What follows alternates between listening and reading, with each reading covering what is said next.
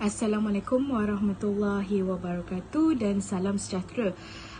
Kami dari Kumpulan 1 ingin membentangkan tajuk sekularisme dalam agama dan masyarakat. Saya akan mulakan dengan memperkenalkan diri saya. Nama diberi Nur Farah Shakila binti Rano, boleh panggil saya Farah. Okey, next ahli kumpulan saya ialah Nur Shamira binti Muhammad Sharum. Boleh panggil Mira. Dan seterusnya ialah Zuraida binti Zaimun, boleh panggil Aida. So, tanpa membuang masa lagi, saya akan teruskan dengan apa itu sekularisme. Okey, sekularisme ialah asal daripada bahasa Latin secular. Secular yang membawa maksud satu zaman. Erti kata lain, satu generasi yang merujuk kepada masa dan tempat. Okey, secularis juga bermaksud hubungan dengan sesuatu masa tertentu, manakala seculum diertikan sebagai perkara yang berhubung dengan zaman sekarang, sedangkan agama merupakan perkara yang berkaitan dengan hari kemudian. Okey, ini dijelaskan oleh Ghazali pada tahun 1998. Manakala bagi pendapat Syed Naqib Al-Atas, sekularisme ini pula ialah fahaman terhadap kekandasan, iaitu penumpuan pada dasar warisan ini dan ruang kehidupan duniawi. Bagi manusia yang mengamalkan ideologi ini, tidak ada macam hari akhirat dan tiada sana atau sekurang-kurangnya tidak mempedulikan hari akhirat lah. Malah mereka juga mempercayai alam fizikal semata-mata dan menolak terang-terangan terhadap metafizik. Assalamualaikum warahmatullahi wabarakatuh. Saya Zuraida binti Zaimun, bernombor metrik 2022-6888036. Hari ini saya akan bentangkan sedikit mengenai faktor penyebaran sekularisme.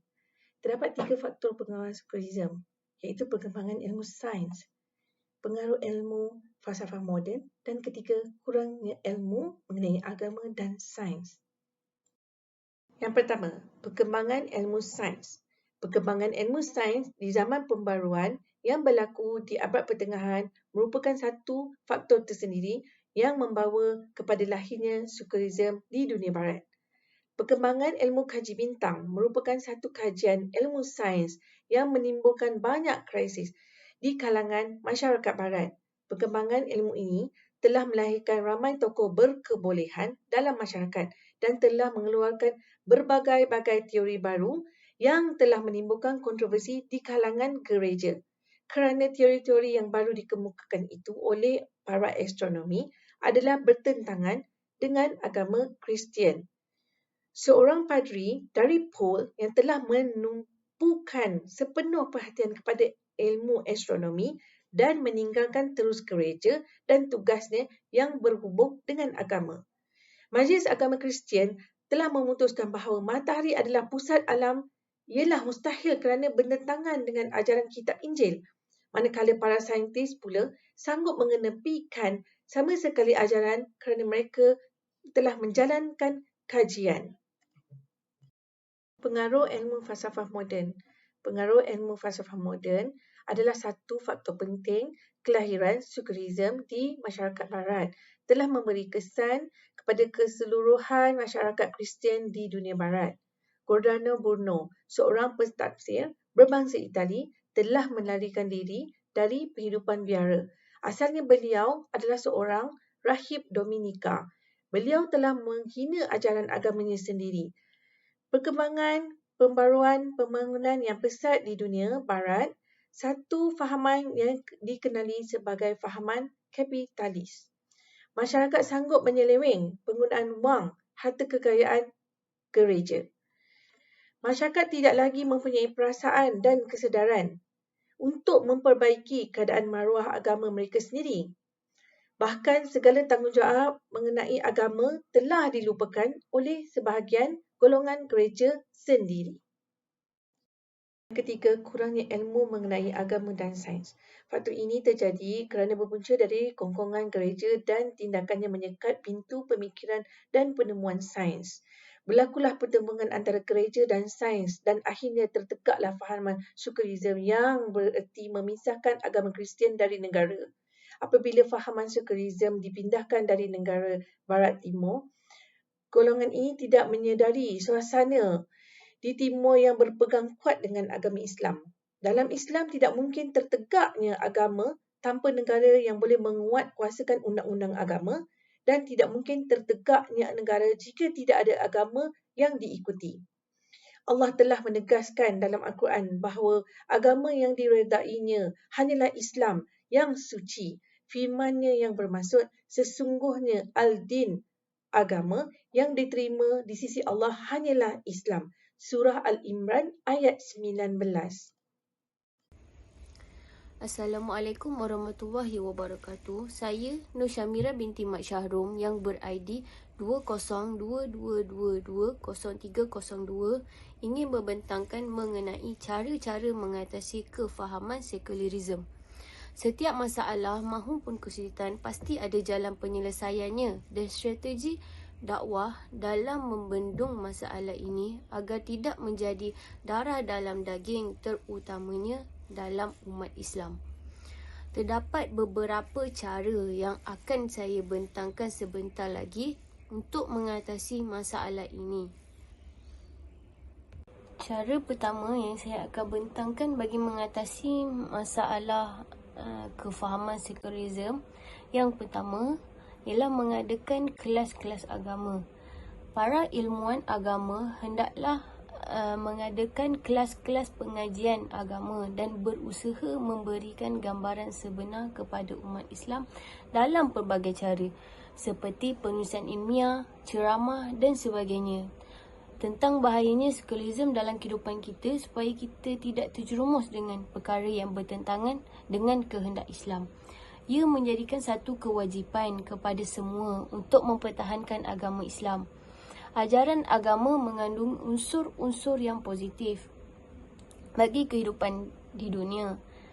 Tanpa adanya ajaran agama, bagai hidup tanpa arah dan tujuan. Agama menjadikan diri peribadi yang baik, yang selalu menuntut ke arah yang benar. Maka, belajarlah agama itu sangat penting sekalipun bagi kehidupan kita. Setelah kita mempelajari ajaran-ajaran agama, ia dapat memberi manfaat yang positif bagi kehidupan kita. Dengan semua kebaikan-kebaikan tersebut akan membuatkan kita selalu ingat terhadap larangan-larangan Allah, bahawa larangannya adalah satu perbuatan dosa yang tidak baik dan harus ditinggalkan. Selain itu, bagi pihak NGO dan kerajaan di Malaysia juga perlu mengadakan program-program halaqah dan memberi Al-Quran percuma. Dengan cara ini, mereka dapat meluangkan masa untuk lebih memahami dan mengamalkan dalam kehidupan seharian mereka. Cara yang kedua bagi mengatasi kefahaman sekularisme ini ialah kawalan media massa. Pihak berkuasa mestilah mengharamkan dan menapis segala media yang boleh merosakkan nilai murni umat Islam dengan menukar kepada perkara yang lebih bermanfaat, agar dapat mendidik dan melahirkan umat Islam yang berpekerti mulia, bertamadun dan berilmu. Dengan cara ini, kita dapat melahirkan persekitaran yang damai, mesra dalam masyarakat majmuk.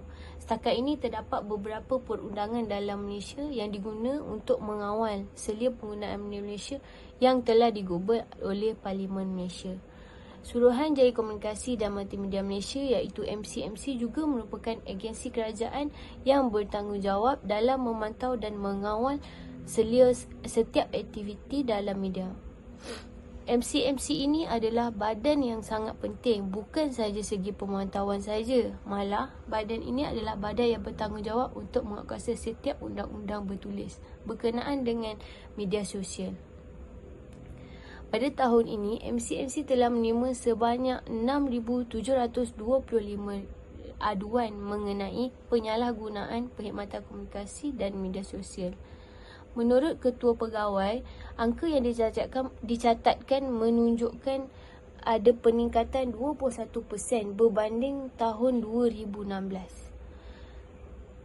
Menurut Kementerian Komunikasi dan Multimedia, semua tindakan penguatkuasaan yang diambil adalah berteraskan prosedur undang-undang yang telah ditetapkan, di mana tindakan boleh diambil di bawah Seksyen 233 Akta 588 terhadap individu yang menyalahguna internet ataupun perkhidmatan aplikasi sebagai platform bagi menyebarkan kandungan yang bersifat lucah, palsu dan mengancam ataupun sebagainya. Cara yang ketiga ialah sikap mengagung-agungkan tamadun barat. Umat Islam juga mestilah meninggalkan sikap mengagungkan tamadun barat yang kononnya membawa kemajuan dalam kemodenan dalam diri kita. Sebenarnya ia semata-mata untuk mengaburi mata umat Islam itu sendiri. Kemajuan sebuah tamadun adalah disebabkan oleh masyarakat yang sentiasa berusaha untuk membina peradaban mereka sendiri. Islam mempunyai cara tersendiri dalam membangunkan peradaban manusia, iaitu merujuk kepada ajaran yang telah diberi oleh Rasulullah SAW yang berpandukan Al-Quran dan As-Sunnah. Pembangunan peradaban yang menepati roh Islam akan menghasilkan suasana masyarakat yang harmoni dan sejahtera. Walau bagaimanapun, berbeza pula daripada perspektif barat, pembangunan peradaban manusia boleh mengabaikan aspek agama dan budaya hidup itu sendiri.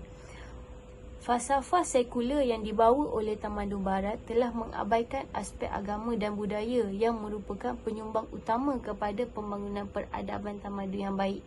Sokongan daripada segala aspek perlulah diambil kira agar peradaban manusia yang direncanakan dapat direalisasikan sebaiknya berbanding dengan negara-negara maju yang lain.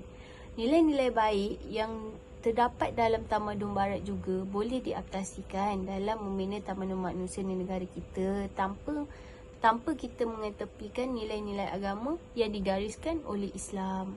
Jadi kita berada di pengakhiran perbentangan. So kesimpulan yang saya boleh simpulkan dekat sini, pertamanya ialah kita haruslah berpegang teguh kepada tali Allah dengan berpandukan Al-Quran dan As-Sunnah.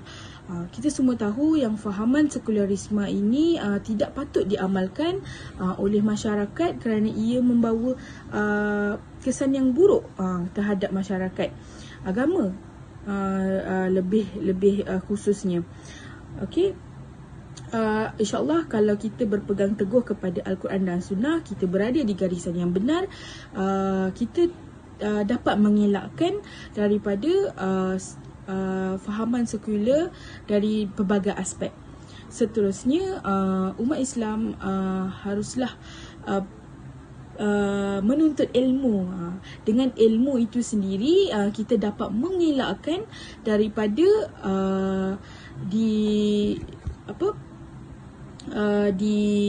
diserap masuk ilmu fahaman sekularisme itu sendiri.